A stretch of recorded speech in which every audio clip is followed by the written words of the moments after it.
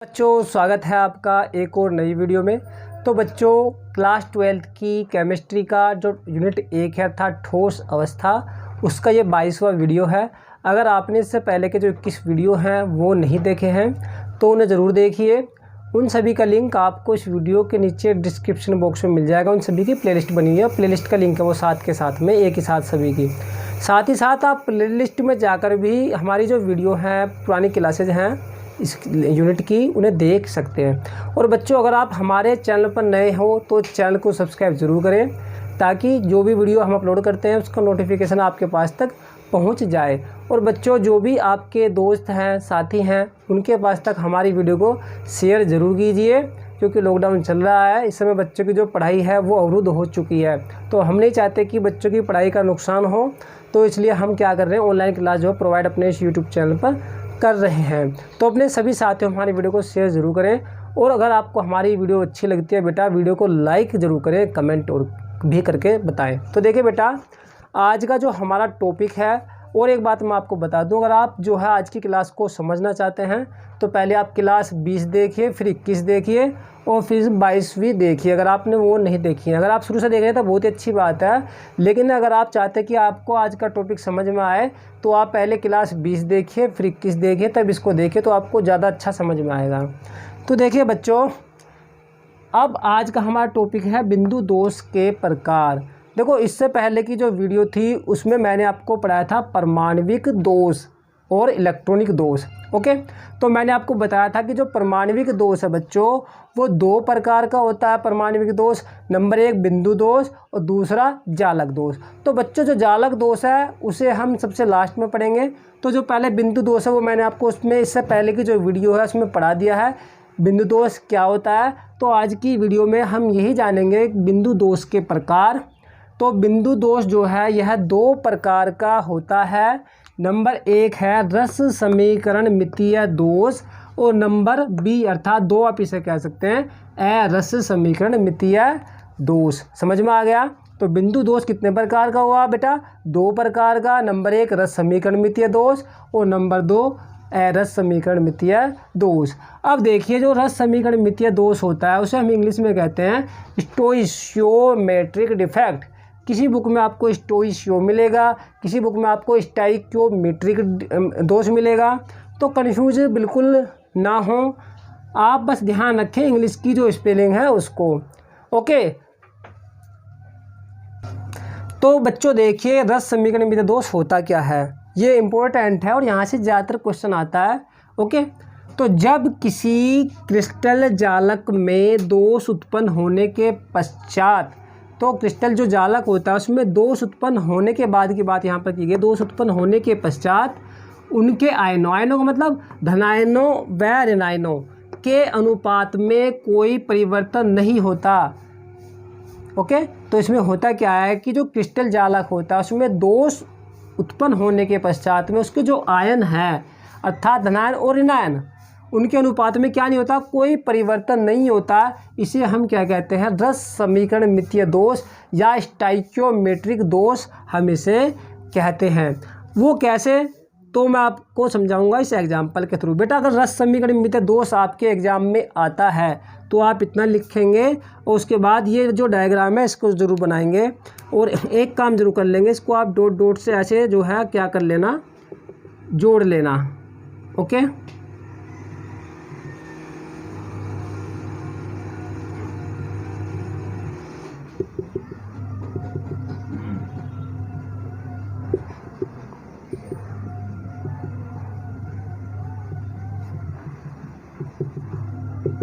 इस प्रकार से आप इसको क्या कर लेंगे, डॉट डॉट लाइन से जोड़ लेंगे और नोट्स आपका मैं कंप्लीट बनवा रहा हूँ। ओके, अब आप यहाँ पर देखिए, ये जो है ये इसमें रस समीकरण मितीय दोष है। कैसे देख रहे हैं बेटा, आप यहाँ पर देख रहे हैं इसमें ये ए धनायन है, ये बी ऋणायन है, अर्थात ये जो क्रिस्टल है, चला तो बच्चों ये जो क्रिस्टल है ये किससे मिलकर के बना है, ये ए धनायन और बी ऋणायन अर्थात 2 परमाणु से मिलकर बना है, ए और बी। ओके, तो ए धनायन फिर बी ऋणायन, उसके बाद फिर ए धनायन फिर बी ऋणायन। ओके, फिर ए धनायन सॉरी बी ऋणायन, उसके बाद फिर ए धनायन। और यहाँ पर आप देख रहे हैं ये खाली है, ये जो क्रिस्टल है यहाँ पर खाली है, यहाँ पर कोई भी आयन नहीं है, ना तो बी है ना ए है।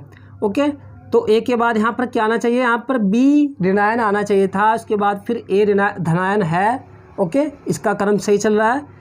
फिर इसके बाद में यहाँ पर आप बी देख रहे हैं तो बी के बाद में फिर यहाँ पर आएगा ए धनायन। ओके, तो फिर ए धनायन, फिर बी ऋणायन, फिर बी के बाद क्या आएगा ए धनायन, फिर ए धनायन के बाद फिर क्या आएगा, फिर बी ऋणायन। अब यहाँ पर है ए धनायन, तो ए धनायन के बाद में क्या आएगा बी ऋणायन। ओके, अब यहाँ पर देख रहे हैं आप ये क्रिस्टल क्या है, यहाँ पर भी खाली है, यहाँ पर ए धनायन आना चाहिए था। अब यहाँ पर क्या है बी ऋणायन, यहाँ पर क्या है ए धनायन। तो अब आप यहाँ पर देख रहे हैं ये जो क्रिस्टल का एक जो जालक है, इसमें 4 8 12 4 16 परमाणु हैं इसमें। ओके, जिसमें से एक ही जो परमाणु है, एक धनायन है, वो गायब है ए धनायन, और एक ही क्या है ऋणायन गायब है। अब आप इसमें देखिए, इसमें जो है जब आप इन्हें काउंट करेंगे तो इसमें 7 तो है ए धनायन। आप काउंट करके देख लेना, अगर मैं काउंट करूँगा तो बेटा थोड़ा वीडियो जो है ज़्यादा बन जाएगी बड़ी। तो 7 धनायन है कि ए क्या है ए 7 धनायन, और बी ऋणायन भी कितने हैं 7 ही हैं। तो दोनों का जो रेशियो है वो क्या है समान है। और इसी बात को इसमें वो कह रहा है, रस समीकरण मितीय दोष में समझाना चाह रहा है कि जब किसी क्रिस्टल जालक में दोष उत्पन्न होने के पश्चात उनके आयनों को मतलब उसके धनायन और ऋणायन के अनुपात में कोई भी परिवर्तन या बदलाव नहीं होता, उसे हम क्या कहते हैं, उसे हम रस समीकरण मितीय दोष कहते हैं। आप देख रहे हैं यहाँ पर जो रेशियो है दोनों का वो बराबर है, अर्थात अगर धनायन जो है यहाँ से गायब होगा एक, तो ऋणायन भी यहाँ से क्या हो जाएगा गायब हो जाएगा। और इसी बात को इसमें वो समझाना चाह रहा है। ओके, तो ये आपको समझ में आ गया होगा कि रस समीकरण मितीय दोष क्या है, उसके अगर आयनों के अनुपात में कोई भी परिवर्तन ना हो। ओके, तो आप यहाँ पर देख रहे हैं आयनों के अनुपात में कोई परिवर्तन नहीं है, दोनों बराबर हैं। साथ ही अगर इसमें धनायन है तो साथ ही ऋणायन भी है, आप काउंट करके देख लेना। तो बच्चों आप इसका स्क्रीनशॉट लीजिए, फिर हम अब आगे जानेंगे रस समीकरण मितीय दोष के प्रकार। तो बच्चों पहले आप थोड़ा सा देख लीजिए कि जो रस समीकरण मितीय दोष है, थोड़ा सा बच्चों को कन्फ्यूजन होता है कि सर हम इसे बनाएंगे कैसे। तो बेटा इसे बनाना देखो बिल्कुल आसान है। एक तो आप जब इसको बनाए इसके नीचे लिख लीजिए रस समीकरण मितीय दोष, क्योंकि मेरे पास में स्पेस नहीं है इसलिए मैंने यहाँ पर लिख दिया है। तो बनाने का तरीका बेटा बिल्कुल सिंपल, आपको पता देखो ए के बाद में बी के बाद ए के बाद फिर बी, धनायन ऋणायन तो आपको पता ही है, ए के ऊपर धनायन है, बी के ऊपर क्या है ऋणायन है। अब इसके बाद में आप वहाँ ना देखें कि यहाँ पर क्या खत्म हुआ क्या नहीं, यहाँ पर देखिए अब आप ए के बाद में क्या आना चाहिए, यहाँ पर बी आना चाहिए, तो फिर बी, फिर उसके बाद फिर ए, फिर यहाँ पर क्या आना चाहिए था बी, फिर ए। ओके, अब यहाँ पर आप बी देखें, बी के बाद में फिर क्या आएगा ए आएगा, ए के बाद फिर बी के बाद फिर ए के बाद फिर बी। अब यहाँ पर ए के बाद में क्या आना चाहिए नीचे, तो बी आएगा, तो बी के बाद आपको पता है फिर क्या आना चाहिए ए। ओके, तो ये तो खाली है, हमने खाली दिखाना है। आप कहीं भी दिखा सकते हैं, ज़रूरी नहीं कि आप यहाँ पर दिखाएंगे कि जो परमाणु यहीं से गायब हुआ है, वो कहीं से भी आप दिखा सकते हैं, कहीं से भी, वो आपकी इच्छा है। लेकिन आपको समान अनुपात में एक जो है ए का धनायन गायब करना है और एक किसका, एक बी का ऋणायन गायब करना है। तो बी के बाद ए के बाद फिर बी के बाद में फिर ए। तो बिल्कुल सिंपल है, इसलिए कोई कठिन नहीं है। कभी आप समझ लो कि पता नहीं सर ये बनेगा कैसे, तो इसलिए मैंने आपको बता दिया है। ओके, देखिए बच्चों आगे देखिए, जो रस समीकरण मितीय दोष होता है वो 2 प्रकार का होता है। ओके, रस समीकरण मितीय दोष को भी पढ़ाएंगे, हम आगे पढ़ाएंगे। अब बस आप वीडियो को देखते चलिए, आपको डेफिनेटली समझ में आएगा। तो देखिए रस समीकरण मितीय दोष कितने प्रकार का होता है, 2 प्रकार का। पहला होता है शॉर्टकी दोष, दूसरा होता है फ्रैंकिल दोष। और ये दोनों के दोनों ही मोस्ट इम्पोर्टेंट हैं, शॉर्टकी दोष भी और फ्रैंकिल दोष भी। ठीक है, क्लियर। तो हम पहले जानेंगे शॉर्टकी दोष क्या होता है। तो देखिए बेटा शॉर्टकी दोष को पहले आप जान लेना, इसको कुछ किताबों में स्कॉटकी भी लिखा हुआ है, क्योंकि जो इंग्लिश है, इंग्लिश में जो ये ऐसे लिखा जाता है शॉर्टकी, कोई तो इसको शॉर्टकी पढ़ता है, कोई स्कॉटकी पढ़ता है, तो बात एक ही है, कंफ्यूज ना रखें बिल्कुल भी अपने मन में। तो शॉर्टकी दोष क्या होता है, तो बेटा देखिए जब किसी आयनिक क्रिस्टल जालक में एक धनायन तथा एक ऋणायन क्या हो, समान अनुपात में रिक्त रहता है, अर्थात एक ही धनायन और एक ही क्या हो ऋणायन समान अनुपात में क्या हो रिक्त रहता है, तो इस प्रकार का दोष शॉर्टकी दोष कहलाता है।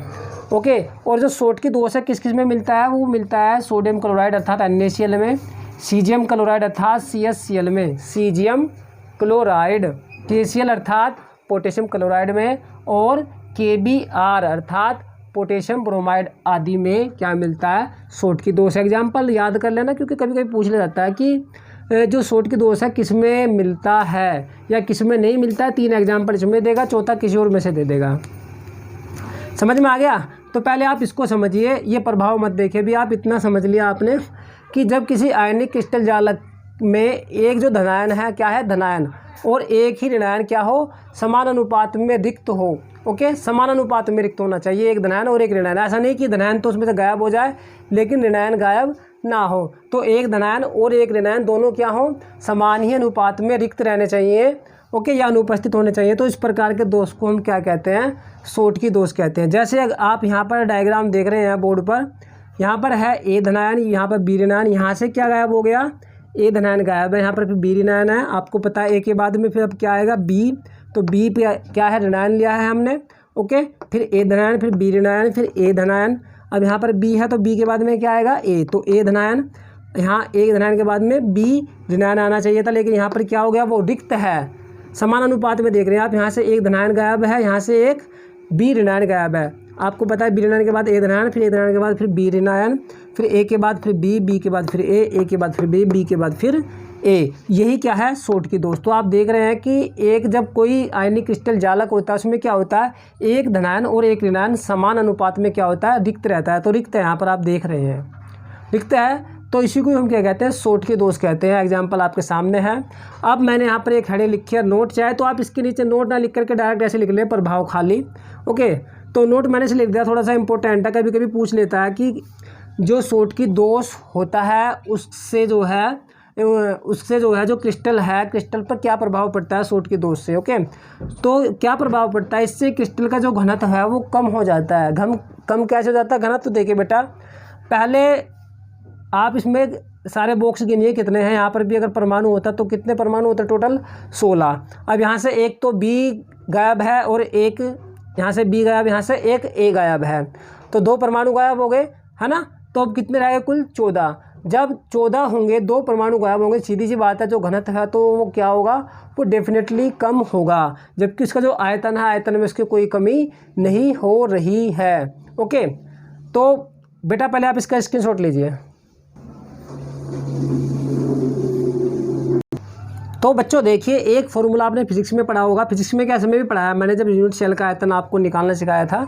ओके, तो आपको पता है बेटा कि जो घनत्व होता है, घनत्व बराबर क्या होता है, द्रव्यमान बटे आयतन। क्या होता है, घनत्व बराबर द्रव्यमान बटे आयतन। तो बेटा आप देख रहे हैं कि इसका जो आयतन है वो इतना का इतना ही है, लेकिन द्रव्यमान में या मास में या भार में, द्रव्यमान का मतलब आप मास या भार कह सकते हैं। बेटा देखिए, फिजिक्स में जो द्रव्यमान और भार होता है वो होती है अलग अलग बात, लेकिन केमिस्ट्री में द्रव्यमान और भार को एक ही बात समझा जाता है। इस बात को आप समझ लीजिए। ओके, तो द्रव्यमान या भार एक ही बात है।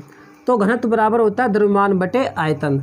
अब आप यहाँ पर देखिए, जब यहाँ से 2 परमाणु निकलेंगे तो उसके द्रव्यमान में कमी आएगी या नहीं आएगी। ओके भाई, मान लिया एक परमाणु को आप मान लीजिए 1 ग्राम का, कितना का मान लीजिए, एक परमाणु को 1 ग्राम का, टोटल 16 ग्राम हो गया। और 16 ग्राम में से मान लिया 2 ग्राम निकल गया, तो कितना रह गया, 14 ग्राम। कितना रह गया, 14 ग्राम। ओके, और जो आयतन है, मान लिया इसका जो आयतन है सारा का सारा वो है 4 घन सेंटीमीटर। कितना है, 4 घन सेंटीमीटर है। ओके, तो आयतन तो बेटा इसका जब भी इतना ही रहना है, चाहे इसमें परमाणु यहाँ से कोई गायब हो या ना हो, यहाँ से कोई परमाणु जो है रिक्त रहे या ना रहे, आयतन तो उतना ही रहेगा।